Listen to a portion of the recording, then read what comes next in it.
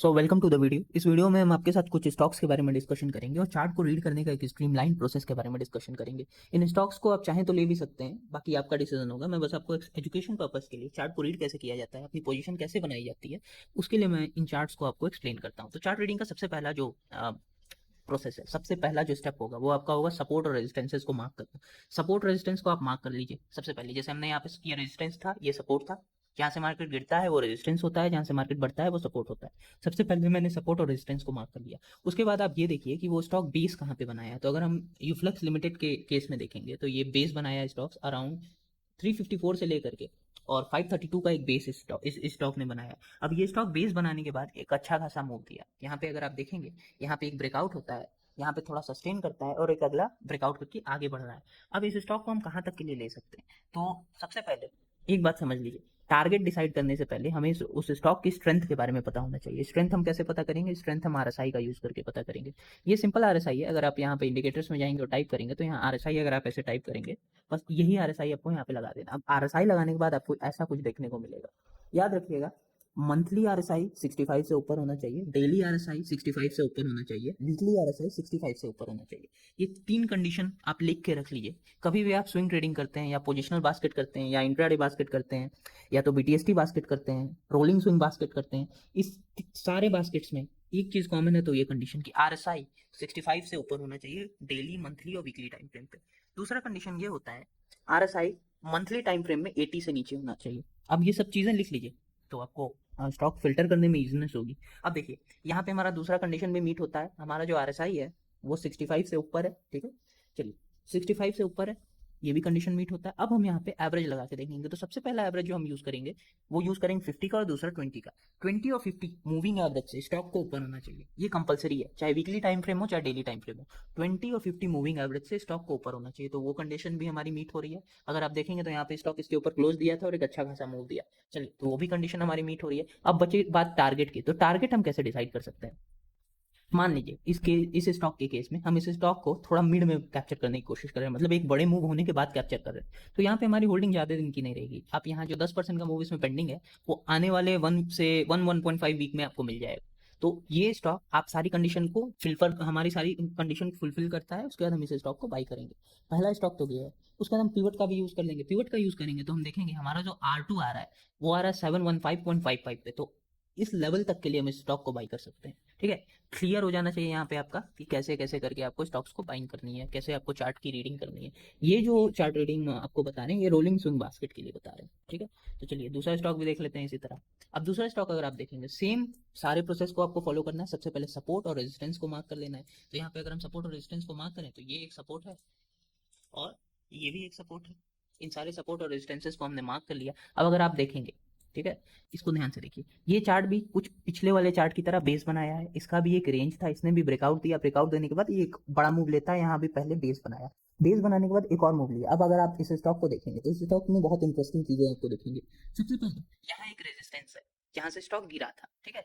इस रेजिस्टेंस से अगर स्टॉक गिरा था तो हम क्या इसको यहाँ पे बाई कर लेंगे? बाई करने की जो कंडीशन वो ये, या तो स्टॉक गैप अप कर दे, इस रेजिस्टेंस के ऊपर गैप अप कर दे, तब हम बाई करेंगे। नहीं तो एक छोटा सा यहाँ पे फॉल दे दे, एक हफ्ता या 2 हफ्ता कुछ इस रेंज में टाइम पास कर दे, उसके बाद हल्का सा ऊपर निकले तो हम इसको बाई करेंगे, ठीक है। ये कंडीशन हो गई क्लियर। अब हमारी पुरानी वाली कंडीशन, स्टॉक अपने 20 और 50 मूविंग एवरेज के ऊपर होना चाहिए। तो अगर आप देखेंगे तो ये भी स्टॉक अपने 20 और 50 मूविंग एवरेज के ऊपर है।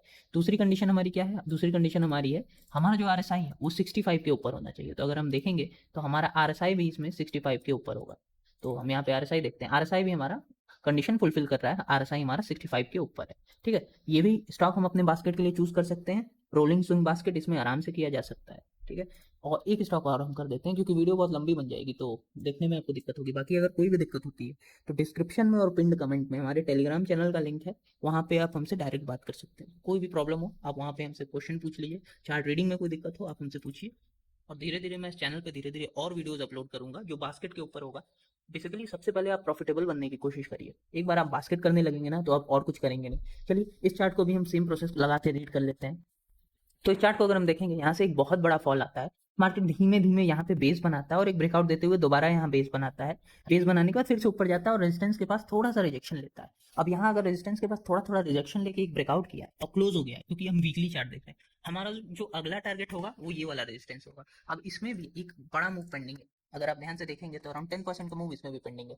तो हमारी सारी कंडीशन मीट होती है चार्ट वाली। अब हम करेंगे मूविंग एवरेज, 20 और 50 मूविंग एवरेज के ऊपर होना चाहिए, तो वो भी कंडीशन हमारी मीट हो रही है। 20 मूविंग एवरेज के भी ऊपर है स्टॉक, 50 मूविंग एवरेज के भी ऊपर है।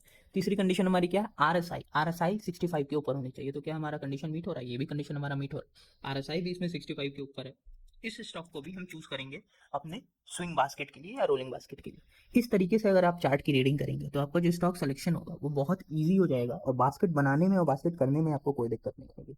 और चलिए एक और इस स्टॉक को देखते हैं, एक चीज और आपको एक्सप्लेन करते हैं। यहाँ पे अगर आप देखेंगे ये स्टॉक रेजिस्टेंस पे है, दोबारा रेजिस्टेंस को टच किया, दोबारा रेजिस्टेंस को टच करने के बाद इसमें जो फॉल आया वो कोई बहुत बड़ा फॉल नहीं आया था। इसका मतलब ये है कि यहाँ पे जिन लोगों ने भी बाई किया था वो इतना बड़ा फॉल देखने के बाद जब दोबारा मार्केट उनके कॉस्ट पे आया होगा तो वो निकले हैं। इसीलिए रेड कैंडल यहाँ बनी है। सपोर्ट और रेजिस्टेंस क्या होता है, सपोर्ट और रेजिस्टेंस हम लोग ही होते हैं, हम ही लोग सपोर्ट और रेजिस्टेंस को बनाते हैं। सपोर्ट कैसे बनता है, बहुत सारे लोग कहीं पे अगर बाइंग करना शुरू कर देंगे तो सपोर्ट बन जाएगा, बहुत सारे लोग कहीं पे सेलिंग करना शुरू कर देंगे तो रेजिस्टेंस बन जाएगा, कॉमन सी बात है। तो अगर आप देखेंगे यहाँ पे जिन लोगों ने भी बाई किया था वो इस रेड कैंडल में एग्जिट कर दिए हैं, उनके एग्जिट करने के बाद नए बायर्स एंटर कर रहे हैं, नए बायर्स एंटर भी किए हैं। अब ये स्टॉक अपने नेक्स्ट रेजिस्टेंस को टेस्ट करने के लिए बिल्कुल रेडी है। अब इस स्टॉक को अगर आप देखेंगे और पिछला स्टॉक देखेंगे जो मैंने आपके साथ अभी अभी अभी जस्ट डिस्कस किया था, उस डिस्कशन में अगर आप देखेंगे सेम कंडीशन यहाँ पे भी हुई है। यहाँ से एक बहुत बड़ा फॉल हुआ है और इस रेजिस्टेंस को सीधा टच किया। तो यहाँ पे हम क्या एक्सपेक्ट कर सकते हैं, आने वाले एक वीक के अंदर इसमें एक छोटा सा फॉल एक्सपेक्ट कर सकते हैं और उसके बाद एक मूव इसमें एक्सपेक्ट कर सकते हैं। तो चार्ट रीडिंग करने के लिए आप इन सारी चीज़ों को जब एक में ले आएंगे ना तो आपको बहुत ईजी तरीके से चार्ट समझ में आने लगेगा। चार्ट अगर आपको समझ में आने लगेगा तो आप बास्केट बना लेंगे, आप मंथली बास्केट बना सकते हैं, आप 6 मंथ की बास्केट बना सकते हैं, आप इंट्राडे बास्केट बना सकते हैं, आप बीटीएसटी बास्केट बना सकते हैं, आप स्विंग बास्केट बना सकते हैं, आप फ्यूचर का बास्केट बना सकते हैं, आप ऑप्शन का बास्केट बना सकते हैं। बस प्रोसेस सही फॉलो करना चाहिए आपको। अगर आप मार्केट के अंदर सही प्रोसेस फॉलो करेंगे तो आपको प्रॉब्लम नहीं आएगी, लेकिन अगर आपका प्रोसेस ही गलत होगा तो वहाँ पे प्रॉब्लम आएगी। इतना कुछ डिस्कस करने के बाद मैं आपके साथ एक स्टॉक और डिस्कस करना चाहूंगा, तो काफी सही लग रहा है। अगर आप देखेंगे ये स्टॉक, तो ये स्टॉक अपना बेस बनाया। सबसे पहले ये स्टॉक यहाँ पे 515.40 पे हाई लगाता है, उसके बाद स्टॉक नीचे आता है। स्टॉक नीचे आने के बाद अपना बेस बनाना शुरू किया है और दोबारा से इस रेजिस्टेंस को अगर आप ध्यान से देखेंगे तो ब्रेक कर दिया, ब्रेक करके ऊपर क्लोज कर दिया। अब ये भी स्टॉक बहुत अच्छा है। अब यहाँ पे हम अपनी सारी कंडीशन मैच करने की कोशिश करेंगे। सबसे पहला यहाँ पे 20 और 50 मूविंग एवरेज के ऊपर होना चाहिए, हमारी कंडीशन मीट हो रही है। सिंपल। आरएसआई 65 के ऊपर होना चाहिए, वो भी कंडीशन मीट हो रही है।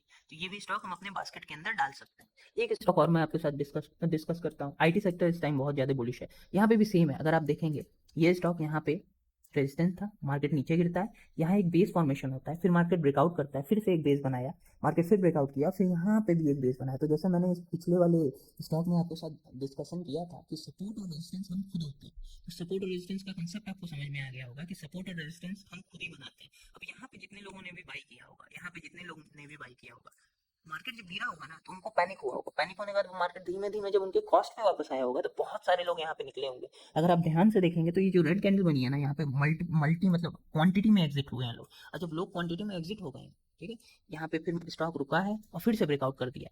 इसका मतलब यहाँ पे जो बायर थे, यहाँ पे जो बायर थे वो निकल चुके हैं। यहाँ से जो बायर एक्यूमुलेट कर रहे थे, कुछ बायर्स ने अपना प्रॉफिट बुक कर लिया जो इस कैंडल में हमें दिखाई दे रहा है। अब इतना कुछ देखने के बाद हम क्या कंसिडर कर सकते हैं इस स्टॉक में, सिंपल, ये स्टॉक भी ब्रेकआउट देने के लिए रेडी है और इसका भी टारगेट, इसका टारगेट आप डिफाइन नहीं कर सकते। इसका टारगेट मेरे कैलकुलेशन के हिसाब से अराउंड 5% होना चाहिए, क्योंकि इस कंपनी का मार्केट कैप भी बहुत बड़ा है और अगर आप कुछ दिन इसको होल्ड करते हैं तो ये और बड़ा टारगेट आपको दे सकता है।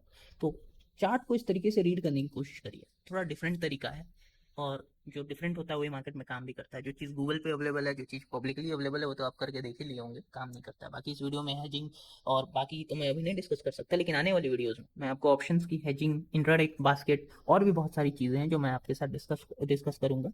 सो चैनल को सब्सक्राइब कर दीजिए, हो सके तो टेलीग्राम चैनल को ज्वाइन कर लीजिए, वहाँ पे मैं चार्ट्स पोस्ट करता रहता हूँ। कोशिश करिए लर्न करने की, लर्न करिए, बहुत अच्छी जगह है। अगर आप लर्न करेंगे तो आपका प्रॉब्लम सब सॉल्व हो जाएगा। Thank you.